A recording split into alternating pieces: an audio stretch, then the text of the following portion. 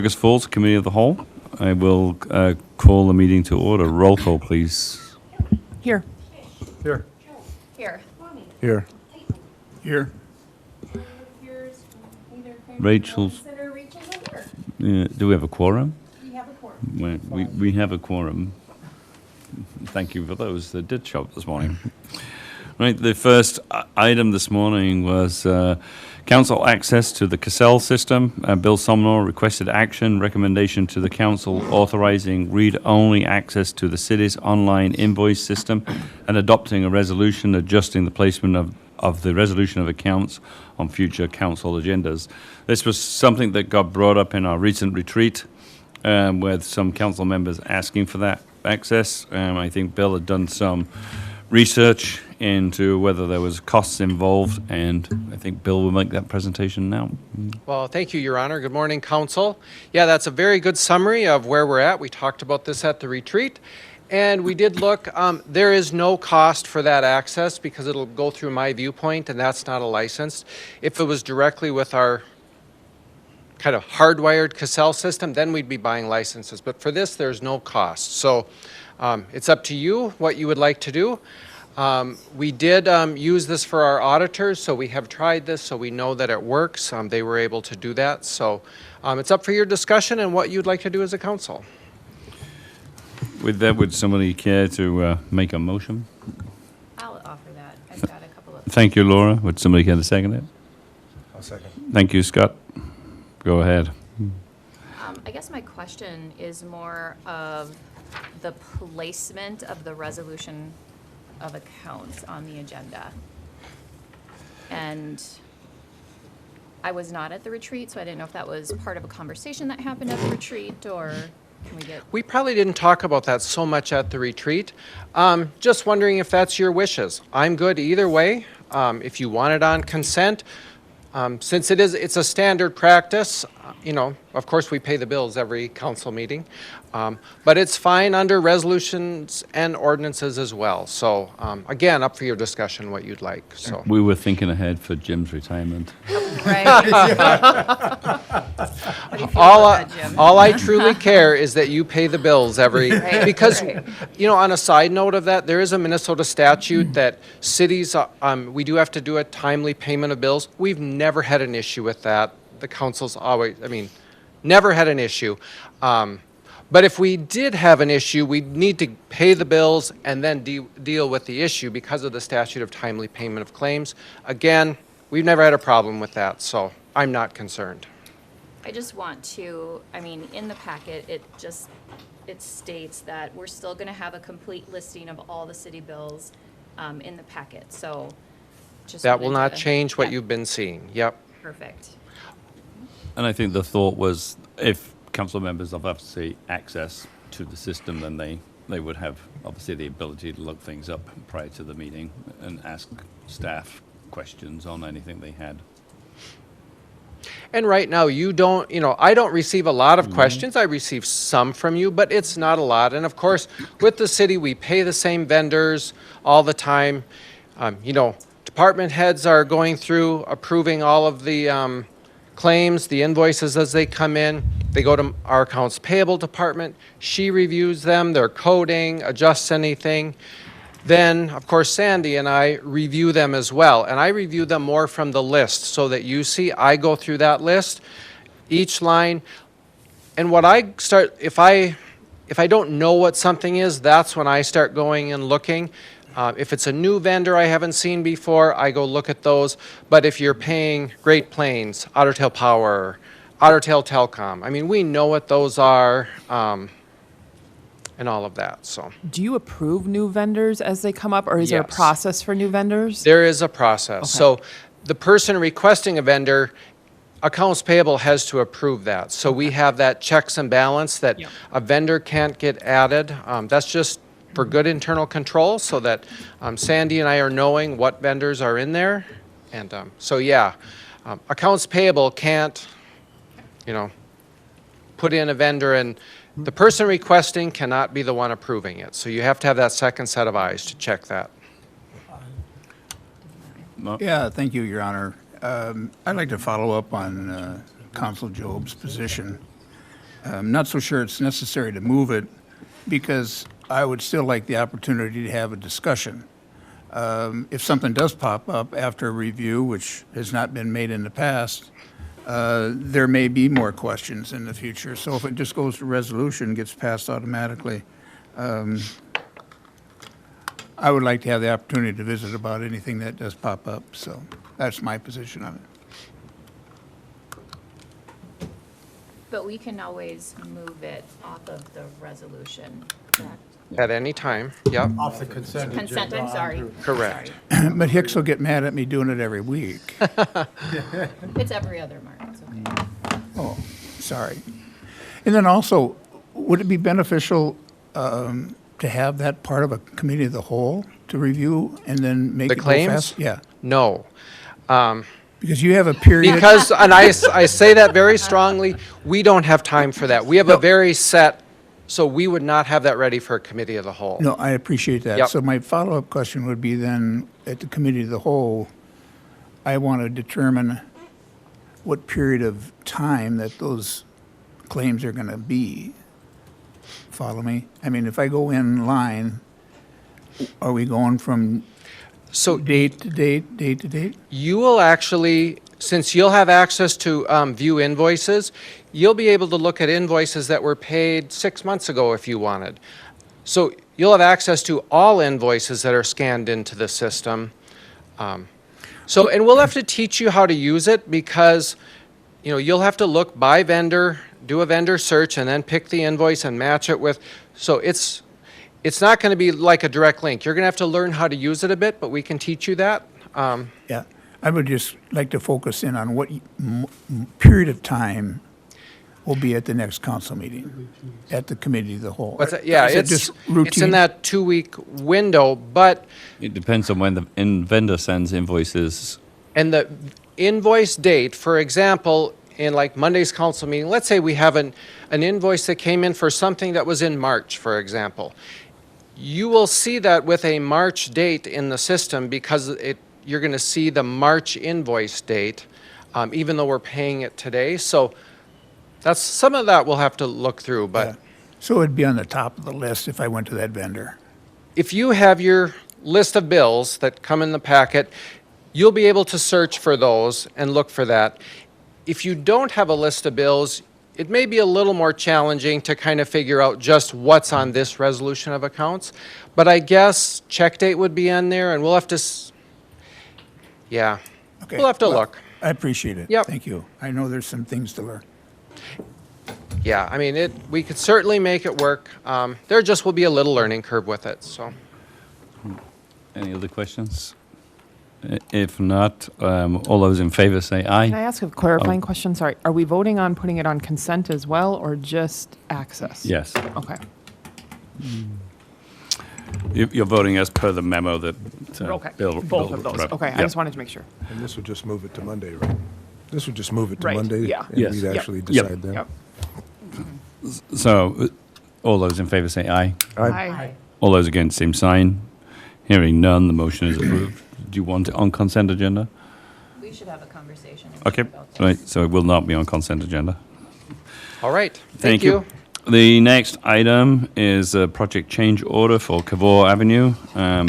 Kyle Meyer requested action is a recommendation to the council to approve change order number 1 in the amount of $148,981.74 for PI 5966, the Cavour Avenue project. And again, this was introduced at the council retreat, and I presume Mr. Meyer has a little bit more detail.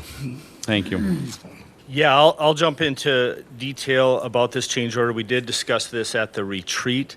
I know not everyone was there, so I'll kind of dive into this. So going back to when we designed this project, just so everybody knows, we actually the city hired a geotechnical firm to come in and core the street. We did 15 different cores on those 5 blocks that we're doing on Cavour. And what the core does is it drills down into the street, and then they pull that up, and then we can see exactly what's in the street. So of the 15 cores that we did, we found concrete on 2 of them. And so based on those cores that we got from a company called Terracon, we designed our project based off that. Now fast forward to construction, as we started to tear the street up, we found concrete on the street. Of the 5 blocks out there, there's 1 block that is not concrete, 4 that are, which is almost completely opposite of the cores that we got from Terracon. So we had meetings with Terracon, we had them come out and look at it. They didn't really tell us a lot. I talked to Ralph and said, hey, we have this situation. We think that we're getting some bad information from the geotechnical firm. At that time, we hadn't tore it all up yet, so we weren't sure exactly what was under there, if there was patches within the street where our cores just happened to hit those patches. So now that we've gone in there and tore it up, we have found that there were no patches. It was pretty much, those 4 blocks were 100% concrete. And when I look at the concrete that was out there, it was good, hard concrete. They did come back and say, well, if it's soft concrete, if it's powdery, we wouldn't notice the difference, and it was not that. So where we're at now is, to move the project forward, we had to remove that concrete, which is a completely different process than just milling up asphalt. So we have a very large change order on hand to look at that. And just FYI, it's within the contingency funds, but I think moving forward now, what I want to do is approve this change order today, or on Monday night, and then work with Ralph on what our options are on going back and visiting with Terracon on some costs of this change order. So, and that's going to take time. But what we found with that concrete removal is that where these cores were was concrete. So got poor information from the geotechnical firm. So questions on that part of it? I'll make the motion, and then I do have a question if there's a second. Thank you, Laurel. Somebody care to second I'll it? second. Thank you, Jim. From a legal perspective, I think this is sounding like we're moving down a legal path, most likely. Are we documenting, I would assume, things very, very well so we can try recoup these costs? For sure. When we had somebody on site when all this removal was done, we made sure to check and take pictures and all that stuff. Okay, Yep. thank you. Because we were thinking the same exact thing. Was this just a mill, or was this a dig out for utilities as well? It's a It was for reconstruct. So as part of the Cavor project, we're removing water main, sanitary sewer as well. So when you say it's a little bit different than just milling, they're going to totally demo the road. Correct. And that was part of the project, was to completely remove the entire road. Now, if it's just asphalt, what we do is we come in there with a mill machine. It's a big machine that runs the street, and it grinds up the asphalt and the gravel under the street. And when it grinds it up, it leaves it in place, so we're able to drive on it.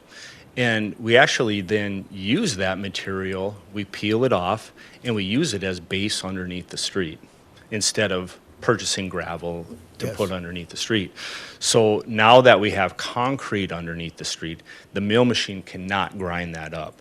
So they have to go in there with backhoes and break it up, scoop it out, put it in a truck, and haul it away to some place that will take it. So it's a significantly different process when we remove asphalt compared to concrete. I understand. And do we know where it's going? I do know where it's going, not off the top of my head. It's going to a disposal site that that company is going to take it, and they'll grind it up and use it for material. Is there a lot of transportation costs? I understand that there's some people There is, in yeah. Fergus that would take it.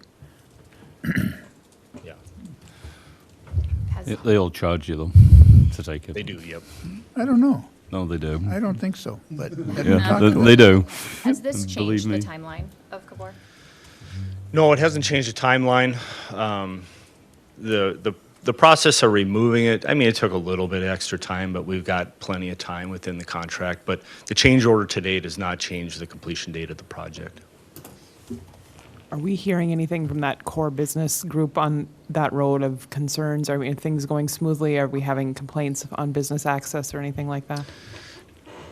We've had a few questions on access, but we've communicated with all of those businesses when they call, and they all seem like they've been happy with how we've dealt with it so far.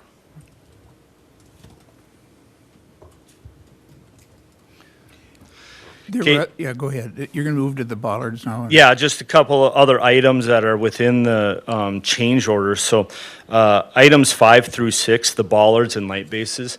What that is in the parking lots, and again, the plan that was done for the parking lots was a plan completed by Interstate Engineering, but More Engineering is handling the construction now.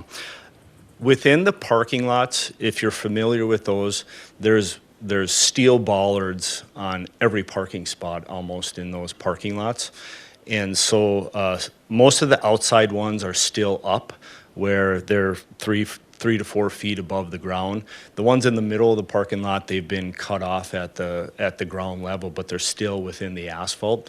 So working with Public Works, it was one of those things that they wanted those out. And as far as doing a mill and overlay project, very difficult to mill around all of these bollards that are out in the streets. So we'd like to get them out of there and just completely remove them. They're not really serving a purpose today.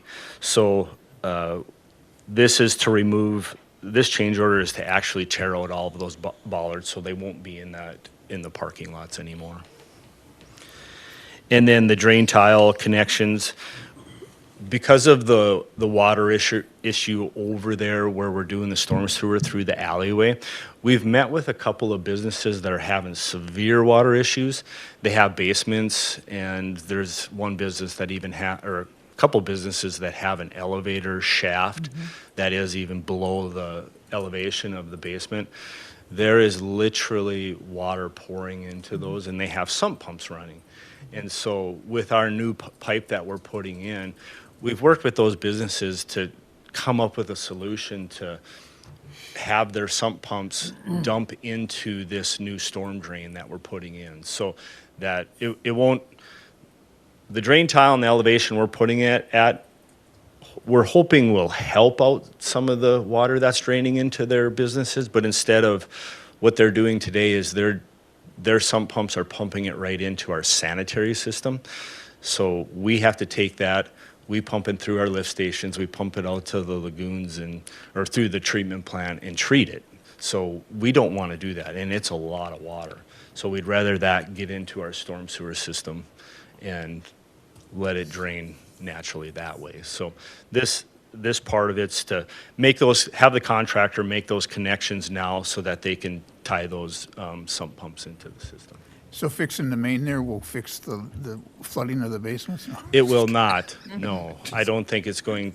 I'm just kidding. I'm reluctant that it will. It's not going to hurt it. Hopefully, it'll make it less. Was the hole wet when they dug out? They haven't done it yet. Okay.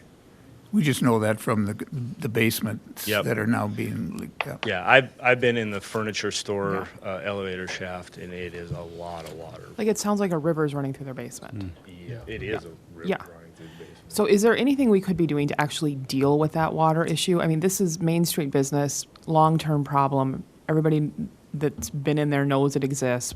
Is there anything that could actually be done if we're digging this up? The problem is the storm sewer, we can't get the storm sewer deep enough to help that out. Now, without spending a lot of money. This was a project that, we were going through doing the alleyways and doing the parking lots, so this was a quick fix to maybe alleviate some of the water. But if we truly want to eliminate that water, that's a much bigger discussion and project to fix. And I'm talking probably pumps and lift stations and things of that nature to alleviate that type of a problem. And is it mostly on the block with the center and Olson's? Yes. Well, I have a question on the bollards. You'd have thought a walkthrough or a pre-construction would have saw that. Is it Should that big of a have. deal for the Should have. contractor? Yeah, should have. Again, they weren't in the plans that were done. Now, that was one of the things when we took it over and we asked the question, well, what are we doing with all these 120 ballards that are out there? So the contractor was like, well, we gotta take them out. And they weren't in the bid. Right, with that, all those in favor, say aye. Aye. All those against, same sign. Hearing none, the motion is approved. Is everybody good with that on the consent agenda? Yep. The next item is obviously a project change order for Cleveland Avenue. Recommendation to the council to approve change order number 1 in the amount of $37,725.45 for PI 5964, the Cleveland Avenue project. All right, thank you, Mr. Meyer, City Council. So I'll run through the items on this change order for Cleveland. When we were, the first item, contractor downtime, what that is when we were making tie-ins with our existing water, with the new water main to the existing system, we as a city shut down our system around that so that there's no water flowing into where we're cutting the pipe and making the connection. We had some significant issues over by Cleveland with the city system outside of this area. So when we went to shut the water down so that the contractor could make the tie-in, and we told them, okay, the water shut off, they went to make the tie-in and there was water still pumping out of the pipe. So the valves that they shut off did not work. So they moved back another block and started shutting those valves off. They didn't work. They went back another block and started to shut those valves off. They didn't work. The contractor was sitting there waiting to make the connection. By the time we were all done, I think that side of it, and Guy, correct me if I'm wrong, I think we had to shut off 19 valves and open a water hydrant to actually get to the point where we weren't having water flow into our pipe where we were making the connection. So that was one side. Well, there was also another side. So same scenario, went back multiple, I think that was 18 valves to shut off that side to make that connection. So the contractor ended up sitting there all afternoon, and then I think we got rain that afternoon as well. So that's what this downtime is for. So that's the first part of it. The cost of the insertion valve was one over by Fur when they went to make that connection. Next, we thought, let's just add this insertion valve and put that in instead of trying to shut down 30, 40 blocks of the city to make this connection and have the problem. So and what that insertion valve is, that's just a valve that we can install while the main is running. So they were able to do that, and that's what that cost is for that. And then the GeoGrid piece, we ran into a poor section of soils on Cleveland, on the north side of Cleveland. So when we looked at that material, we weren't getting good compaction. The tests were coming back that it was compacted, but we were still getting movement within the soil. There was some composite material. It was more some black dirt within the road material. So what we are going to do is put some GeoGrid down, which will firm up that street so we can get good compaction. We get a good street when we're all done. I'll make that motion. Thank you, Laurel.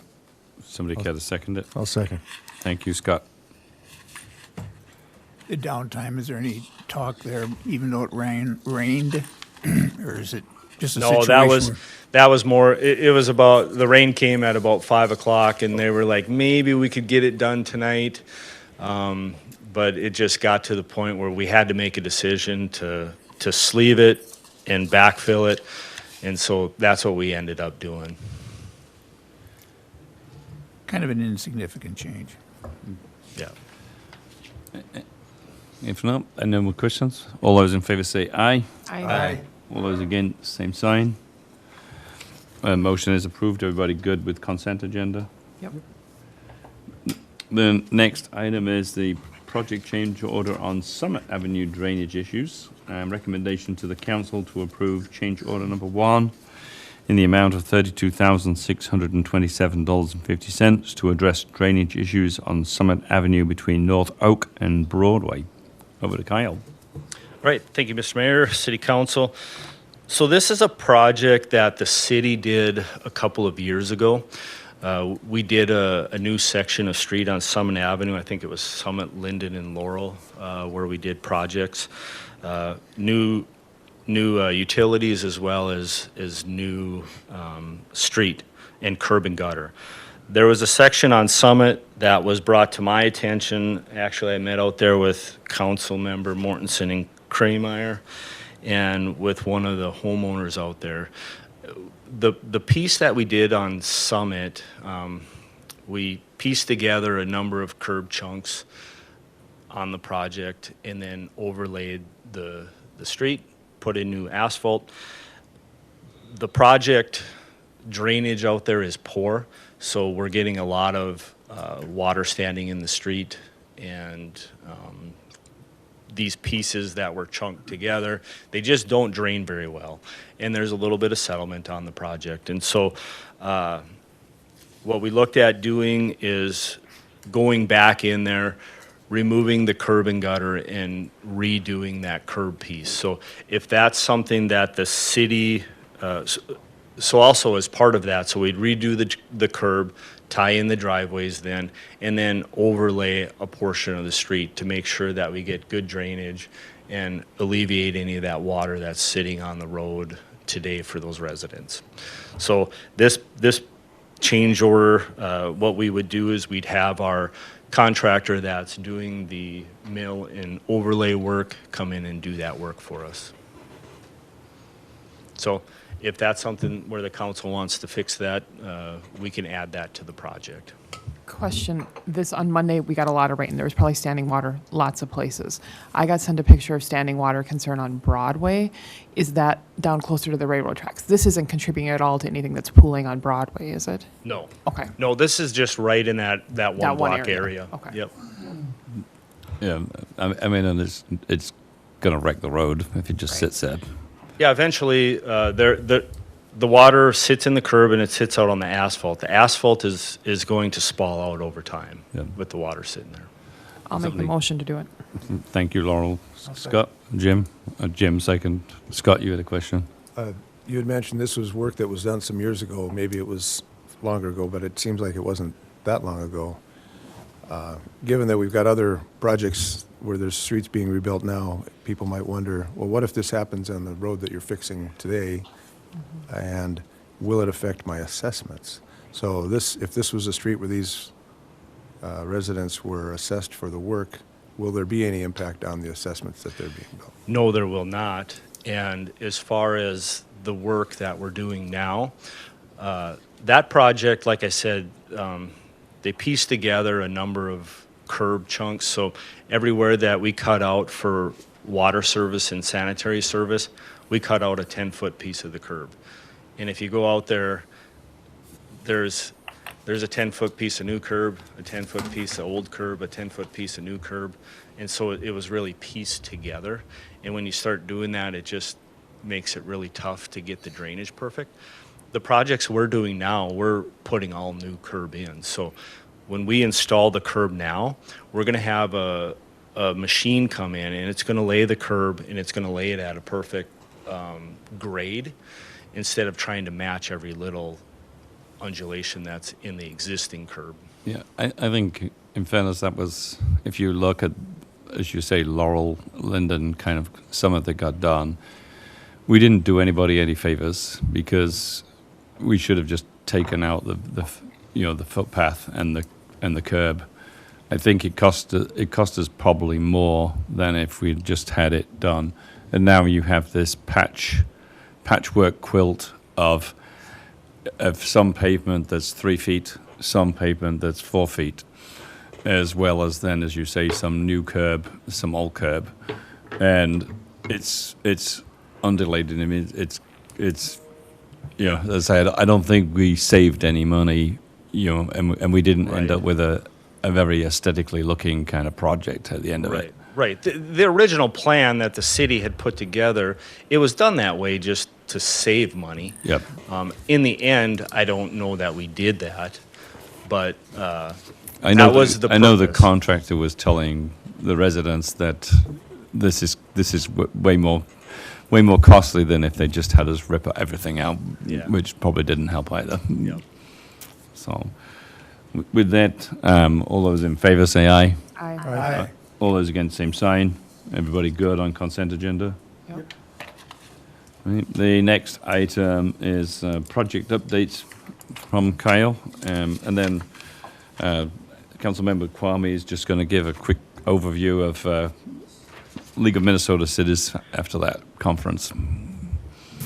All right, thank you. I'll run through some of the projects. I know I've done some updates already, but we'll go through. Again, we are keeping our website up to date, so anybody that is wondering where a project is at or what's going on can jump on the city website, go to the utility projects, and it will bring you to this page here that has all of the different projects that we're overseeing within the city. Again, there are 14 projects that we are overseeing this summer, so there's a lot of work going on. And I'll just run through where we're at with these. So the 210 interchange project, that is not a city project, that's a MnDOT project. That project is going very well. There's been good progress on that. They've got a lot of the off ramps tore off, and the new bridge is starting to go up. So if you drive by there, you can start to see the new bridge that's being installed. So so going well there. The second Can I ask a question on that one? Who finalized the art for the bridge? I know we had the right to put artwork or something on that bridge. What is the status of that? Has there been a design? I don't think that ever came back to us. Go ahead. Yeah, Your Honor, Councilmember Kilby, there was an aesthetics committee that was put together a couple years ago. It was Okay. actually the previous council. It's been Okay. There's not necessarily art, but there's a decorative bridge that you'll see from the interstate that says Fergus Falls. And then what they're doing is they're installing a couple of pedestals that could be the home for future art. Okay. But that's not part of the project today. And then you'll see like flower pots and lighting and stuff. So it's gonna look very nice. Okay. Clara thinks that in the future she can find grants for art to be put on the bridge, but that's not part of the project. Okay. But we're not doing anything to prevent that. Everything's going to be done to make that be able to happen. Correct. Okay. Yeah. Thank you. Sorry to interrupt. No worries. All right, Lake Alice Grit Chamber, that project has not started yet. CSI is planning to start here the middle of this month. Otter Tail Valley Railroad Crossing Project, that project is well underway. Most of the crossing work that the railroad is doing with the arms and the actual crossing plates is getting close to being finished up. And then now the TISAC, the concrete contractor, is in doing the road work to connect everything that the railroad did. So some of that work is starting to happen as well. That project is right next to our Cavor project, so we've been in close contact with that contractor, and the engineer, Bolton and Mink is the engineer doing that to make sure that, because we do tie together with some of our intersections on those projects. So making On Cascade, do you think they will open Cascade up? Because that's yeah, I can look into that one. They're pretty much wrapped up now. I mean, they know they put paint down on the crossings and things. Once they've done their work. We met with Bolton and Mink yesterday, and the work is done. They're just waiting on the traffic control contractor to come and pick up their devices. Right, okay. But they'll leave Mill blocked off, I'm assuming, or somebody will. Yep. Yeah. It's done, but yeah, Cavor is still the issue there. Yep. Yep. Okay. All right, on Cavour Avenue, that project, we've done the removals, or most of the removals. There's a little bit of street removal that has to be completed yet. They're doing it in sections so that we can still utilize some of the roadway.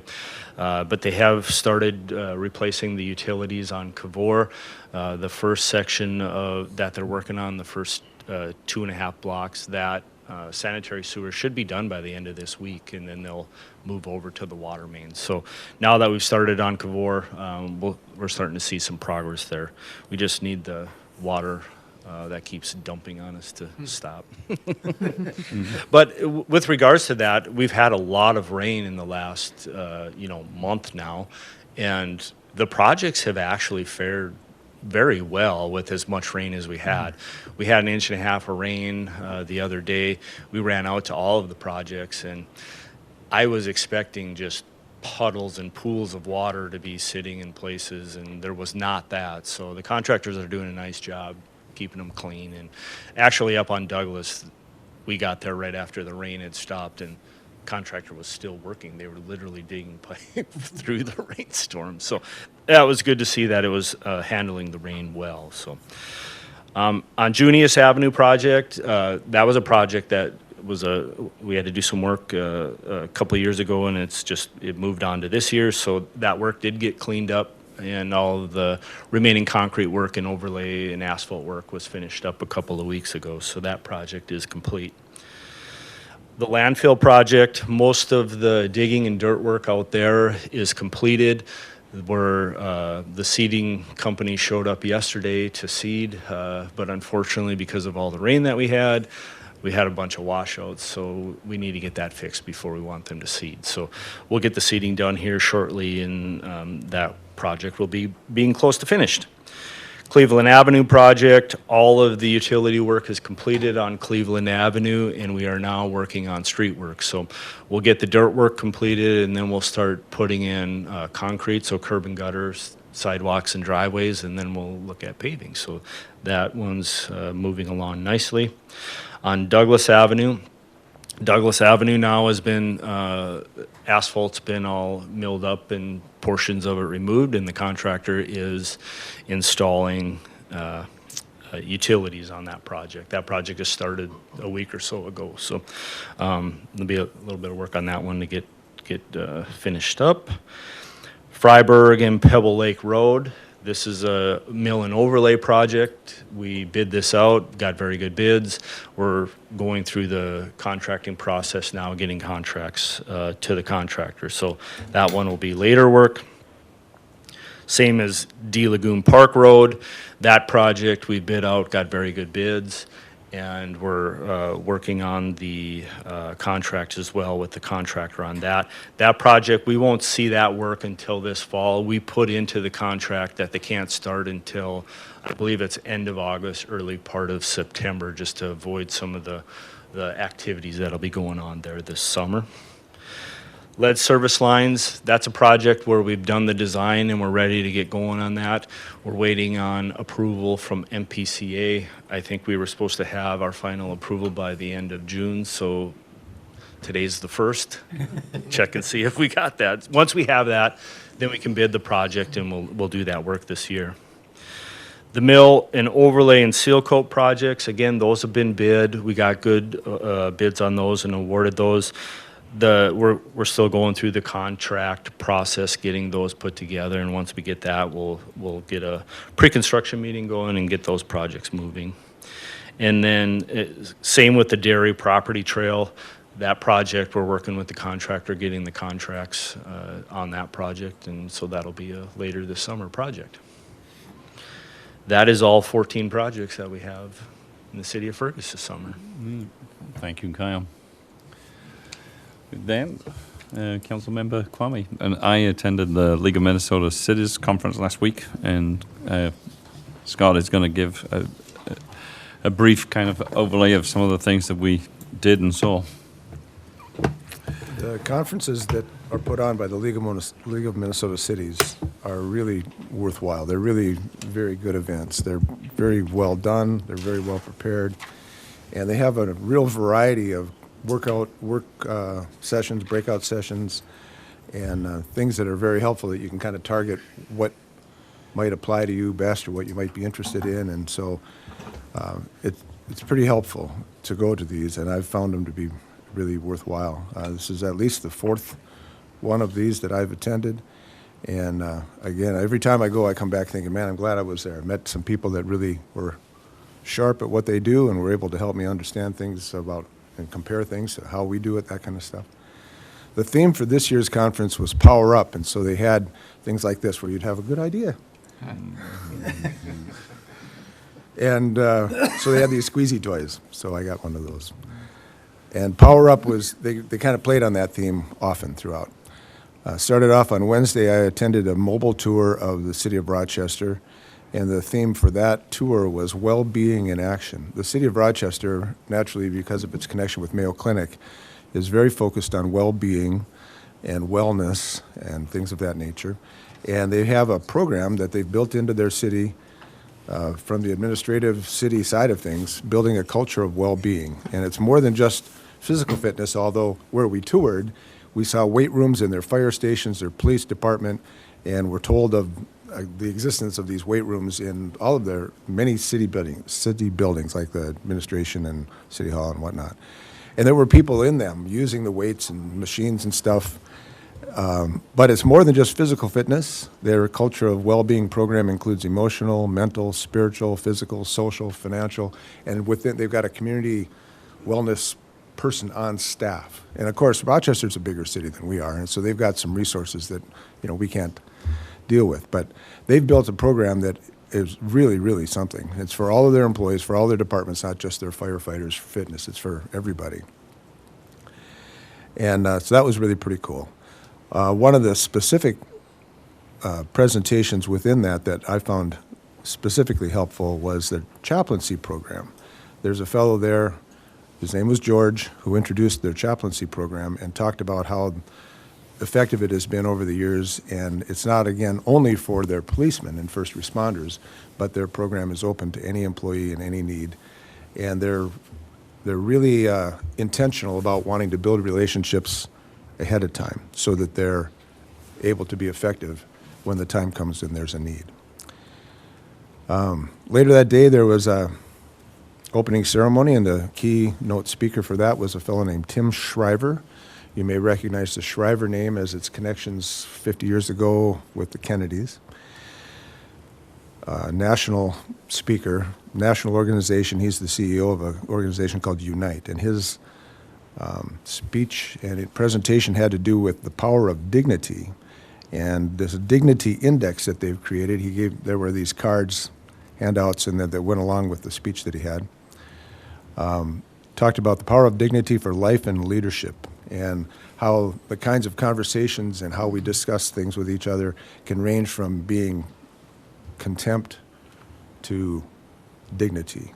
And you can kind of score yourself and kind of see where you fall or where organizations fall as to whether you're treating people with humility or with hate, and how you might cause division or ease division. It was really a good presentation, and for those who might be interested, you can look up Tim Shriver and his Unite organization online. The rest of that day was mainly the exhibit hall, where we got more things like this and got to meet many engineers and people selling insurance and handing out notepads and pens and lens cleaners and can koozies and coasters and you name it. I got a bag full of good stuff. I got to meet a few pretty helpful people there, though. One in particular has a technology for water treatment using nanobubblers, and I'm going to hopefully have a chance to visit with Guy Taylor about this and the possible future of using that system in Lake Alice. I picked up a certificate from our Green Step Leadership Program that I'll also pass on to Guy. Talked to the representatives from SHPO that were there with their booth. They had questions of where we were at with the RTC. And there were some sign company people there too, and being a sign guy, that was interesting for me too. I only got through about half of the exhibit hall in 3 hours, and then it was over. Thursday morning started with an opening session. The executive director of the LMC is Luke Fisher, and he had a couple of brief comments. In last year's legislative session, there were over 10,000 bills introduced. So you wonder about the state and why they just seem like there's hard to get anything done. When you look at that group of people down in St. Paul introducing 10,000 bills, and they've got to work all those things through committees and bring all this stuff to a vote, it's not maybe so surprising that things kind of grind away and that we can't sometimes get the attention we think we ought to get. There was a new president elected for the LMC as well as other officers. The new LMC president is Courtney Johnson, who's the mayor of the city of Carver. Next session I was at in 10:15 was the Rochester Residential Showcase Tour, another mobile tour that I went along on, and we visited 17 sites in the city of Rochester.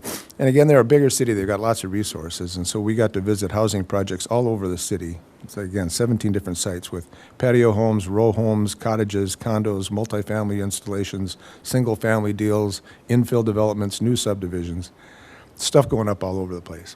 And with all of that we saw, they said they still don't think they're going to be able to keep up.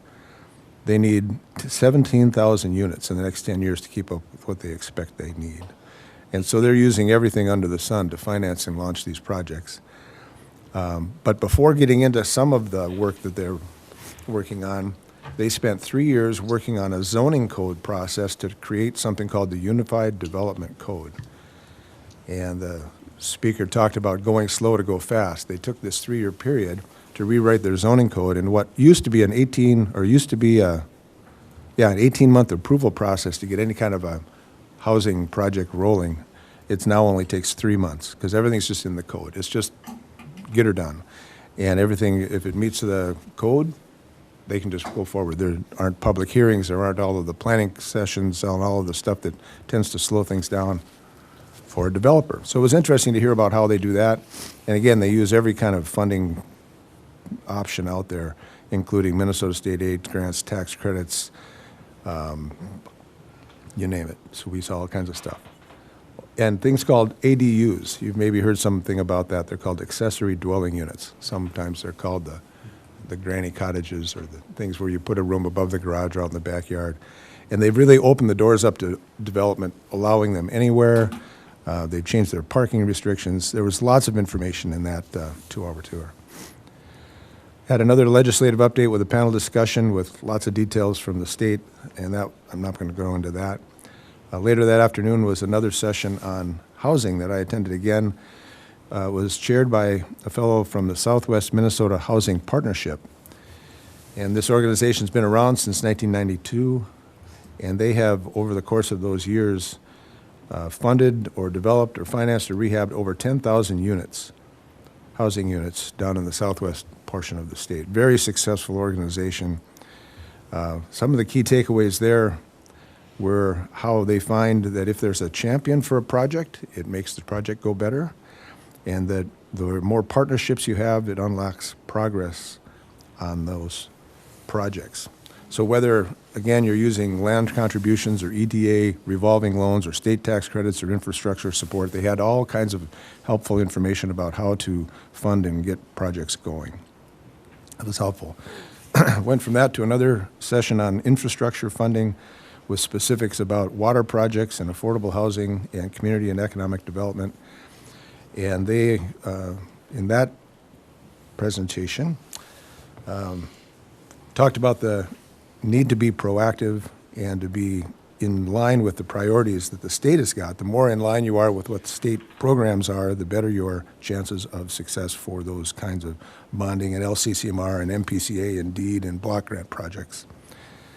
There was an awards dinner that night, which was a real good time, and they feed you well at these things. Another reason to go to these deals is they really feed you well. That was a beautiful, really good dinner that night.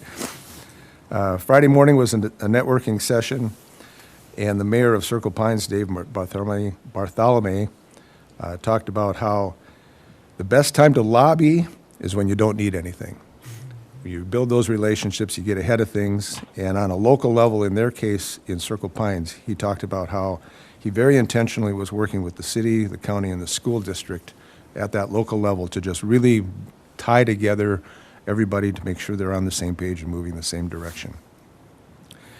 And then the last session I went to was on cannabis.